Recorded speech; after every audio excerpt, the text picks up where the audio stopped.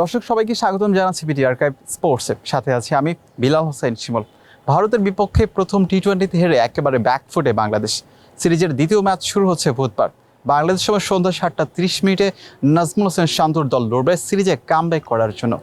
বাংলাদেশ দল আসলে কতটা প্রস্তুত সিরিজে কামব্যাক করতে, যেখানে প্রথম ম্যাচে বাংলাদেশ দলের ব্যাটাররা পুরোপুরি হতাশ করেছে সবাইকে। সাকিববিহীন বাংলাদেশ যে কেমন হতে পারে, বা 2026 টি-20 বিশ্বকাপের কথা মাথায় রেখে বাংলাদেশ কেমন ব্র্যান্ডের ক্রিকেট খেলবে সেদিকে সবাই পরিলক্ষিত করেছিল, কিন্তু বাংলাদেশ দলের ব্যাটাররা একেবারে হতাশ করেছে। যাই হোক, সিরিজে কামব্যাক করতে মরিয়া নাজমুল হোসেন শান্তর দল, তবে এতটুকু কথা বলাই যাচ্ছে, দিল্লি থেকে একটা অনুপ্রেরণা নিতে পারে, দিল্লি থেকে একটা মোটিভেশন নিতে পারে টাইগাররা, যেখানে 5 বছর আগে 2019 সালে ভারতের বিপক্ষে যে একটা জয় এসেছিল, সেটা কিন্তু এই ভারতের মাটিতেই 148 রান চেস করেছিল মুশফিকুর রহিম, সৌম্য সরকাররা।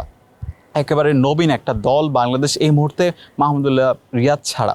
গুরুত্বপূর্ণ ফ্যাক্টর হবে ব্যাটিংটা ভালো করা। সেক্ষেত্রে বাংলাদেশ দলের দিল্লিতে কেমন একাদশ হতে পারে সেই ব্যাপারেও আলোচনা করব। প্রথম টি-20 থেকে দ্বিতীয় ম্যাচে কোনো একাদশে পরিবর্তন হতে পারে কিনা। হ্যাঁ, অবশ্যই একাদশে একটা পরিবর্তন আসতে যাচ্ছে, সেটা হচ্ছে পেস ডিপার্টমেন্টে।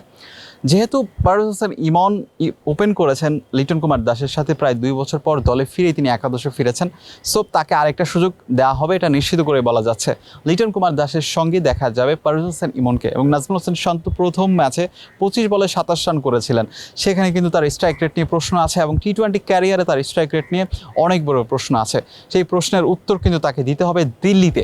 নাম্বার 3-তে তিনি ব্যাট করবেন, 18 বলে 12 রান করেছেন প্রথম ম্যাচে তাওহিদ হৃদয়, তার দিকে চেয়ে থাকবে বাংলাদেশ। অবশ্যই 5-এ ব্যাট করেন মাহমুদুল্লাহ রিয়াদ, তিনি অবসর নিচ্ছেন ভারত সিরিজ শেষ করেই। 6 ব্যাট করবেন জাকের আলী অনেক, তিনি কিন্তু যে সম্ভাবনা নিয়ে টি-20 ক্রিকেট খেলছিলেন শুরুতে, কিন্তু সেই সম্ভাবনা তিনি ধরে রাখতে পারেনি, বিশেষ করে লাস্ট ওয়ার্ল্ড কাপে তিনি তার সেই সম্ভাবনা থেকে একেবারে বের হয়ে আসছিলেন। বাংলাদেশকে খুব বেশি সাফল্য এনে দিতে পারেনি, তবে জাকির হাসানের উপর তার আস্থা রাখছে টিম ম্যানেজমেন্ট। 6-এ এবং 7 নম্বরে মেহেদী হাসান মিরাজকে নিয়ে একটা প্রশ্ন আসতে পারে, যেহেতু তিনি সাকিবের জায়গায় তিনি ফিরেছেন, সেখানে সাকিবের জায়গায় তিনি ব্যাট করার সম্ভাবনা, সেখানে কেন মিরাজকে আসলে ফিনিশিং রোলে দেওয়া হয়েছে?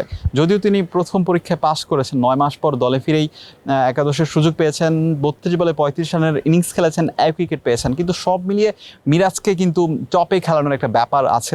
তবে ইকবাল বলেছিলেন আসলে ওপেনিংয়ে দেখতে চান মিরাজকে, তার কারণ বিপিএলের মতো আসর, ঘরোয়া আসরে তিনি কিন্তু সফল হয়েছেন, এবং জাতীয় দলের অন্যান্য ফরম্যাটেও, বিশেষ করে ওয়ানডে ফরম্যাটেও তার একটা শতক আছে। সব মিলিয়ে মিরাজের এই সাথে খেলা নিয়ে একটা প্রশ্ন থাকতে পারে, তবে দ্বিতীয় টি-20তে তার এই পরিবর্তন হয়তো খুব বেশি হবে না। 7 পর্যন্ত মিরাজ, 8-এ রিশাদ হোসাইন। প্রশ্ন হচ্ছে পেস ডিপার্টমেন্টে একটা পরিবর্তন আসতে যাচ্ছে, এটা নিশ্চিত করে বলা যাচ্ছে। বাংলাদেশের পেসাররা একটু খরচে ছিলেন, বিশেষ করে তাসকিন আহমেদের জায়গায় একটা নাম সবার মনেই আসছে, সেটা হচ্ছে তানজিম হাসান সাকিব। বিশ্বকাপে দুর্দান্ত বল করা তানজিম হাসান সাকিবকে প্রথম ম্যাচে একাদশে না দেখে অনেকেই অবাক হয়েছেন, আমিও নিজে অবাক হয়েছি ব্যক্তিগতভাবে। কিন্তু তানজিম হাসান সাকিব, তার যে স্কিল, তার যে সব কিছু মিলিয়ে ভ্যারিয়েশন, সব কিছু তিনি দেখিয়েছিলেন। কেন তিনি প্রথম ম্যাচের একাদশে ছিলেন না সেটা আসলে বলা খুবই দুষ্কর, তবে দ্বিতীয় ম্যাচের একাদশে তিনি ফিরছেন। এবং আরেকটা জায়গা, সেটা হচ্ছে রাকিবুল হাসান, স্পিনার রাকিবুল হাসান সাকিবের জায়গায় যে একটা লেফট আর্ম স্পিনার ঘাটতি, সেটা তিনি পূরণ করতে পারেন, সেই কারণে কিন্তু তাকে স্কোয়াডে নেওয়া হয়েছে। ইনজুরির কারণে দলে না থাকা তানভীর ইসলামের জায়গায়, সেখানে কিন্তু ভারতীয় ব্যাটাররা অনেক বেশি ডানহাতি, সেখানে কিন্তু একটা লেফট আর্ম স্পিন অপশন কিন্তু আপনার প্রয়োজন।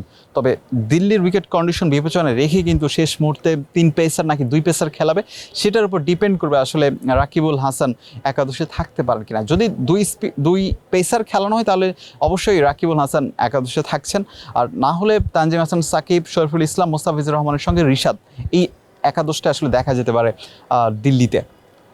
কেমন করতে পারে বাংলাদেশ, দ্বিতীয় ম্যাচে কামব্যাক করতে পারবে কিনা, অবশ্যই আপনারা কমেন্ট বক্সে জানাবেন। তার আগে আমি বিদায় জানাচ্ছি।